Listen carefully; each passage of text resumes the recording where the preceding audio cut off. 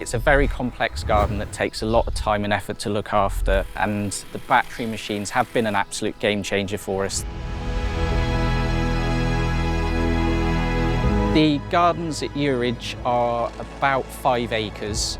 Although Euridge has lots of architectural elements, formal topiary and lawns and hedges, we also have a really nice balance of wild areas, encouraging biodiversity and wildlife into the garden. My name is Andy Wain. I'm the head gardener at Euridge Manor. I've been here for about 13 years.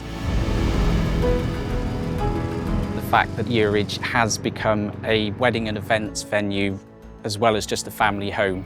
So there's striking that balance between keeping the garden for the family but making it interesting for new visitors. When it comes to creating the topiary pieces, you want them to fit into the scale of the garden, keeping them nice and high so they actually become structural themselves.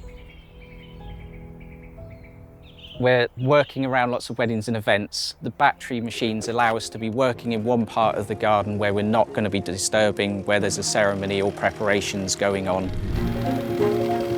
At the end of the day, you feel less fatigued. There's no fumes, there's far less vibrations, so you don't feel as achy at the end of the day. From a health and safety point of view, it makes life a lot easier for us. When it comes to charging batteries, we will always have batteries on charge, whether that be in the multi-charger or in one of our fast chargers.